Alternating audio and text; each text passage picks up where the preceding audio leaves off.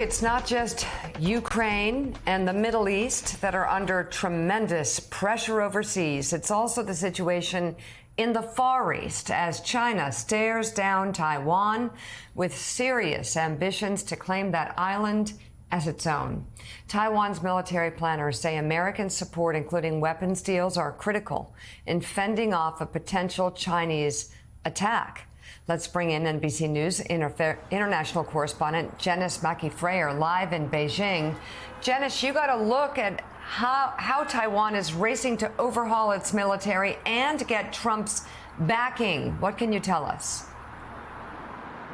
Well, Mika, the U.S. has long been a key backer for Taiwan with billions of dollars in weapons deals. These are purchases, not military aid, as well as U.S. training assistance. Less clear is how far U.S. support would go. Namely, would the U.S. defend Taiwan? This is a looming question in Taipei these days as officials face not only heightened military activity by China around the island, but mixed messaging from the White House. This live fire drill was years in the making, with high-precision weapons made in the USA and purchased by Taiwan. These HIMARS, high-mobility artillery rocket systems, arrived here late last year, the same systems Ukrainian soldiers have been using to target Russian positions. Mobile launchers are equipped with guided rockets that can strike 185 miles away.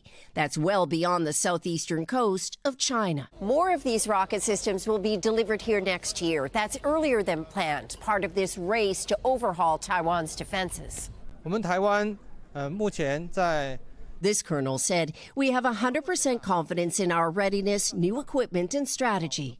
Taiwan is a self-governing democracy that Beijing claims as its own. China's President Xi Jinping makes no secret of his intentions to unify the island with the mainland and won't rule out using force. We face a huge challenge, a security challenge from the mainland China. So we have to make ourselves very well on the combat readiness. Billions of dollars in U.S. arms deals have been helping Taiwan build up and revamp its defenses with weapons like drones, missiles, and upgraded fighter jets. They've expanded mandatory military service to 1 year, and reservist training just increased too. I think it's useful in practice, says this reservist. U.S. military personnel are also involved with training, at least dozens of them according to the Pentagon, though an exact number on the ground and what they do is a bit murky. It's all fundamental to a U.S. mandate to provide Taiwan with weapons and skills to deter any attack by China.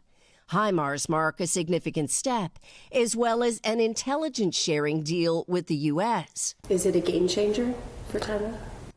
Yeah.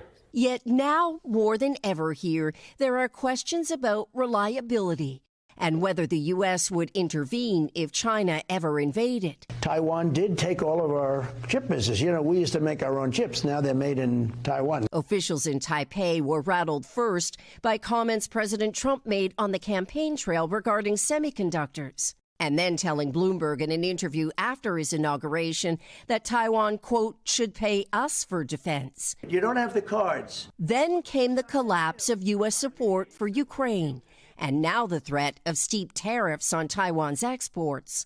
We still consider that there is conflicting ideas emerging in the U.S. government right now. Which voices or narrative should we listen to? Taiwan's president is pledging this week to buy more American goods as it tries to downplay tariff tensions as friendly friction. But leaning into the anxiety is China, ramping up military activity around the island, and most recently, staging amphibious landing drills in the Taiwan Strait. The head of U.S. Indo-Pacific Command, Admiral Samuel Paparo, warned that Chinese exercises are not drills but rehearsals, leaving the island looking to Washington for clues about whether more deals will equal a deterrent for China or just more uncertainty.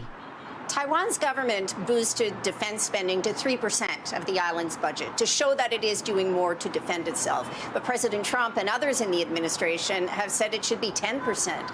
There is talk of more weapons deals in the works, possibly exceeding what Taiwan bought during Trump's first term. That's according to Reuters. But again, none of it with any guarantees that President Trump will be any more committed than in the past or in the long run. Jonathan? NBC's Janice Mackey-Frayer live for us in Beijing. Thank you so very much. Joining us now here in New York, Executive Director at the McCain Institute, Dr. Evelyn Farkas. She is the former Deputy Assistant Secretary of Defense for Russia, Ukraine, and Eurasia. Good to see you, Dr. Farkas.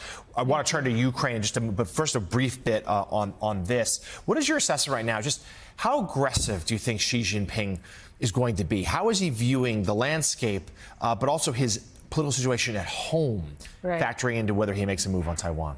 I mean, Xi is not a risk taker like Vladimir Putin, but he's clearly watching our diplomacy. I know we're going to talk about Russia, Ukraine, because he's looking to see, is the United States willing to stand up and stand by Ukraine? If we waver, he will be more emboldened to take action against Taiwan, and he's clearly probing to see what kind of advantage he can take.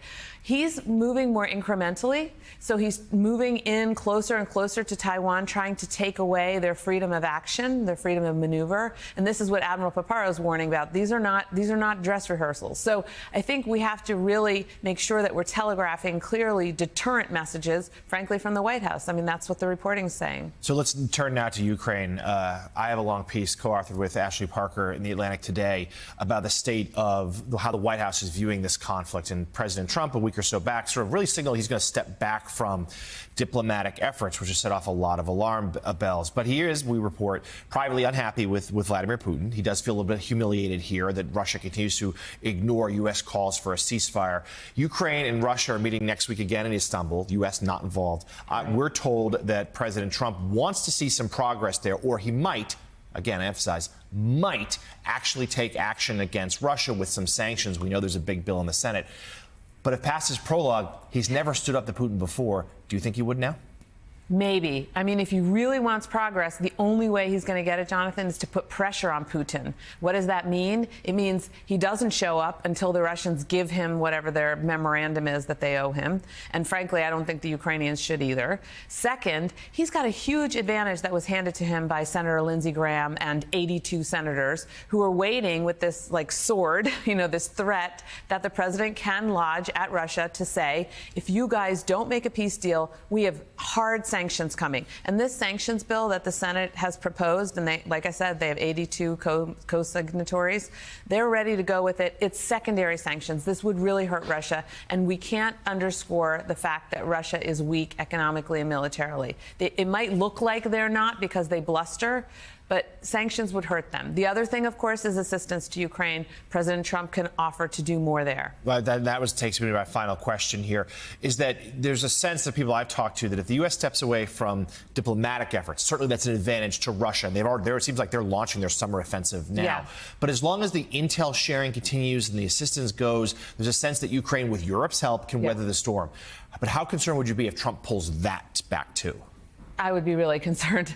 I do think the Europeans are making a difference, and seeing the German Chancellor Merz out there talking very robustly and making a real commitment to technology transfer and working with Ukraine on creating more munitions, long-range munitions, that's serious. But that will take time, Jonathan, and we need to help them with air defense. I mean, remember, what Putin's doing is attacking civilians, and those are our Patriot missiles that protect the Ukrainians. And Evelyn, what do you say to people who are skeptical when you try to connect our response in Ukraine to what might happen in Taiwan? Well, I just say, look at what the Russians and the Chinese say about their relationship. They're working closely together. They believe they are strategic allies.